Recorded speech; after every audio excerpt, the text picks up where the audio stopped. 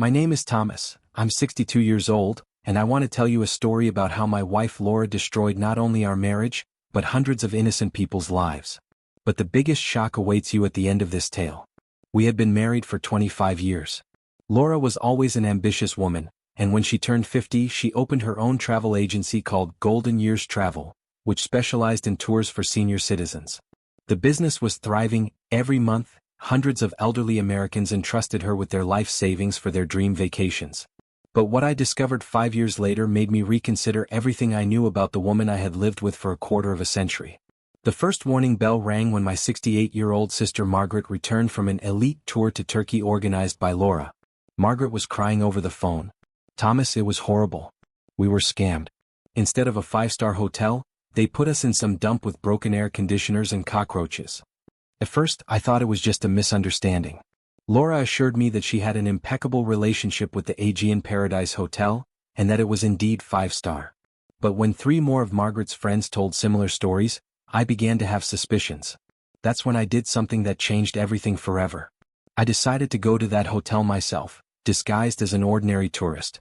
Lora suspected nothing. I told her I was visiting an old friend in California. What I saw in Turkey exceeded my worst expectations.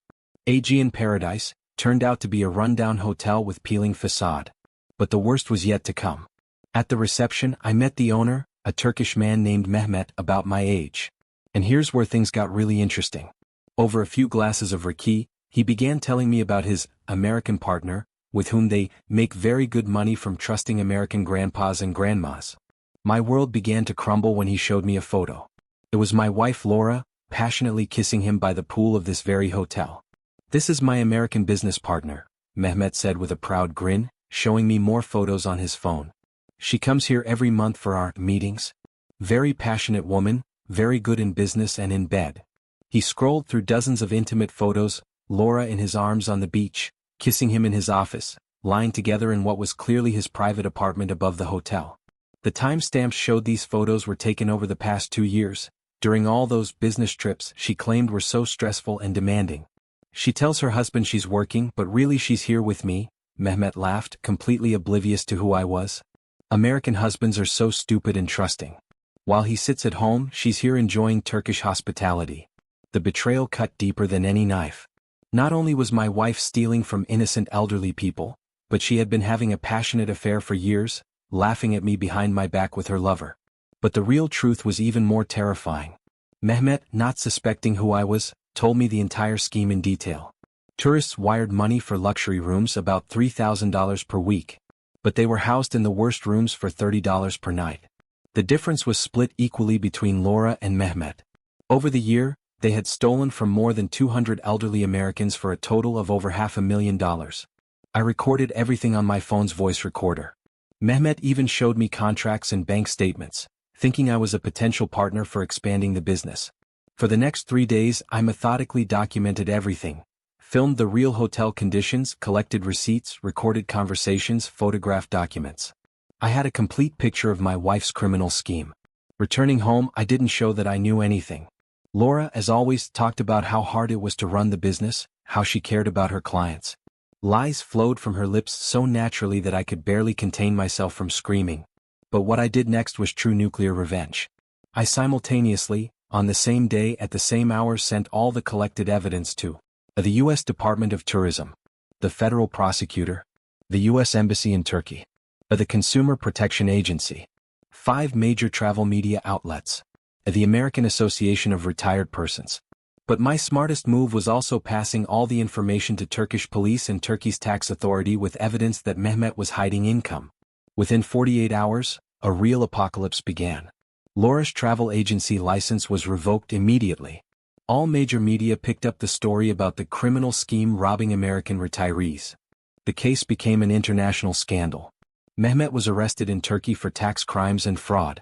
His hotel was closed and accounts frozen. But the best moment came a week later. Lora returned home after another business trip to Turkey and found me at the kitchen table with divorce papers and all printed evidence of her betrayal. "How could you?" she screamed. "You destroyed my business. My reputation. Your business." I replied calmly. "You were robbing people the age of my sister Lora. People who trusted you with their last savings for their dream of a beautiful vacation. She tried to justify herself, talked about difficult times, that everyone does this. But when I showed her the photos with Mehmet, she realized the game was over. Criminal charges were filed against her in both the US and Turkey. The court ordered her to pay compensation to all victims. The amount totaled over $1 million including fines and interest. We had to sell our house to cover part of the debts. Lora lost everything: business, reputation, house, and most importantly, me. The divorce went quickly. The judge, after reviewing the case, awarded me practically all remaining joint property after compensation payments. The last detail that makes this story particularly painful: when everything was revealed, it turned out that Lora and Mehmet had been planning this for 3 years. They weren't just robbing tourists, they were planning to collect enough money for Lora to move to Turkey permanently. All these years, while I thought we were building a common future, she was planning to leave me. Let me tell you more about how I uncovered this elaborate scheme and the devastating aftermath that followed. During my investigation in Turkey, I discovered that the fraud was far more sophisticated than I initially thought. Mehmet showed me fake reviews they had planted on travel websites, fabricated photos of luxury accommodations, and even a network of accomplices who posed as satisfied customers on social media. They had created an entire fictional reality around their scam. The elderly tourists weren't just losing money, they were being subjected to dangerous conditions. I documented broken railings, non-functioning smoke detectors, spoiled food in the restaurant, and staff who couldn't speak English to help in emergencies. One elderly woman had fallen down stairs that had no proper lighting and broken her hip. The local hospital bills weren't covered, and she had to pay thousands out of pocket. When I returned to America, I spent 2 weeks preparing my case like a prosecutor would. I created detailed spreadsheets showing the money flow, organized all photos chronologically, and even hired a private investigator to track down more victims through the travel agency's client database. What we found was staggering: over 300 people had been scammed over 5 years, with total damages approaching $2 million. The most heartbreaking part was interviewing some of the victims. Margaret introduced me to her friend Eleanor, an 82-year-old widow who had saved for 3 years to take her deceased husband's ashes on their dream trip to Turkey. Instead of the romantic seaside suite she paid $4,000 for, she was put in a basement room with no windows and a leaking ceiling. She contracted pneumonia and spent 2 days in a Turkish hospital, alone and scared, unable to communicate with the staff. Another victim was a retired veteran named Frank, who had used his disability benefits to book what he thought was a therapeutic spa vacation for his arthritis. The luxury spa turned out to be a dirty bathtub in the hotel basement. Frank's condition worsened during the trip, and he returned home in worse health than when he left. These stories fueled my determination for complete justice. But I also discovered something that shook me to my core about my wife's character. While going through Lora's home office after she left for Turkey, I found a hidden safe behind a fake electrical panel. Inside were bank statements from secret offshore accounts, copies of fake documents she used to register the business, and most shocking of all, a detailed plan she had written about how to retire early by moving to Turkey with her business partner. The plan revealed that she had been systematically lying to me for years. The late nights she claimed to be working on the business? She was actually taking Turkish language lessons. The business conferences she attended? Most were fabricated. She was actually visiting Mehmet and scouting properties in Turkey where they planned to live together. Most painful was finding a journal she kept, documenting her thoughts about our marriage. Entry after entry described me as boring, predictable, and a burden. She wrote about how she was counting down the days until she had enough money to escape this suburban prison and start her real life. Reading those words was like being stabbed in the heart repeatedly. This woman I had loved, supported through her mother's death, celebrated anniversaries with, shared dreams about retirement with, she had been planning to abandon me for years. But my revenge was just beginning. When I contacted the media, I didn't just send them the fraud evidence. I provided them with the complete story, the offshore accounts, the fake identity documents, the journal entries about deceiving me. I wanted the world to know not just about the financial crimes, but about the complete moral bankruptcy of this woman. The story exploded across news outlets. CNN ran a 3-part series called The Travel Agent's Double Life. The Washington Post published an investigative piece titled, How a Suburban Wife Became an International Con Artist. 60 Minutes contacted me for an interview, which I gladly gave, showing Lora's journal entries on national television. The public response was overwhelming.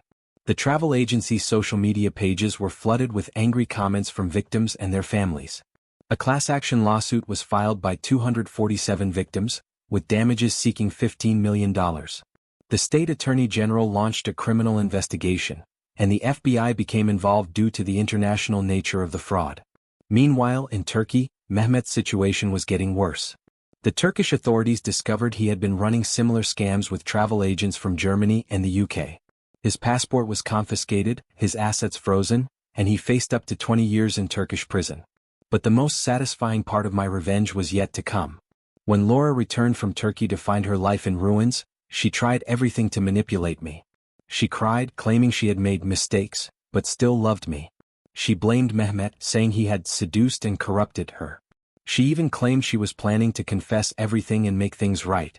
I listened to all of this calmly, then pulled out the journal and began reading her entries aloud.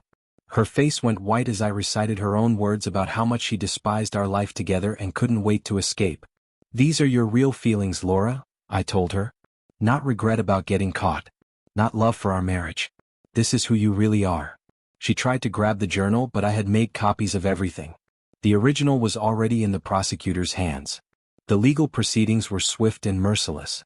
Because of the overwhelming evidence and media attention, Lora's defense attorneys advised her to plead guilty to avoid a lengthy prison sentence. She was sentenced to 5 years in federal prison, with the possibility of parole after 3 years if she cooperated fully with international authorities. But the criminal sentence was just the beginning of her punishment. The civil lawsuit resulted in a judgment of $12 million against her personally.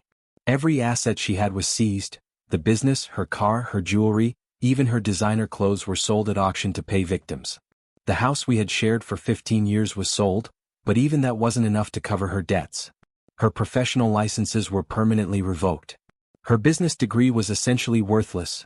No travel company, insurance agency, or financial services firm would ever hire someone with her criminal record. The social consequences were equally devastating. Our mutual friends abandoned her completely. Her own family was so ashamed they changed their phone numbers and moved to another state. Her elderly mother, who had been proud of her successful businesswoman daughter, was so heartbroken by the scandal that she died 6 months later. Even in prison, Lora couldn't escape the consequences. The story had become so famous that other inmates knew who she was. She was labeled as someone who preyed on elderly people, one of the worst crimes you can commit in prison culture. Meanwhile, I was rebuilding my life with the satisfaction of complete justice. The divorce was finalized while she was in prison. Since all her assets were seized for victim compensation, I retained full ownership of my retirement accounts, pension, and the small inheritance from my parents. I was financially secure for the rest of my life. More importantly, I had the respect and admiration of everyone who knew the full story. Margaret and her friends treated me like a hero for exposing the fraud that had stolen their money. The other victims contacted me regularly to thank me for getting them justice. I received dozens of letters from other fraud victims around the country, praising my thorough investigation and encouraging others to fight back against scammers. Several law enforcement agencies asked me to consult on similar cases. The story even inspired a documentary film called Golden Years Deception, which won awards at several film festivals and helped expose other elder fraud schemes. As I write this, 3 years have passed since the scandal broke. Lora was released from prison 6 months ago after serving 3.5 years. She lives in a studio apartment in a rough neighborhood, works at a gas station convenience store, and will be paying restitution to her victims for the rest of her life. Mehmet is still in Turkish prison and will likely remain there for many more years. The Turkish judicial system doesn't take kindly to foreigners who commit crimes against tourists. The travel agency building where Golden Years Travel operated is now a community center for senior citizens, funded partly by the money recovered from Lora's assets. There's a small plaque by the entrance that reads, "Dedicated to protecting our elders from those who would exploit their trust." I sometimes drive by that building and feel a deep sense of satisfaction. Not because I destroyed my wife's life, but because I protected hundreds of other innocent people from being victimized. The most important lesson I learned is that sometimes the person sleeping next to you for decades can be a complete stranger. Lora lived a double life so convincingly that I never suspected the depth of her deception and cruelty.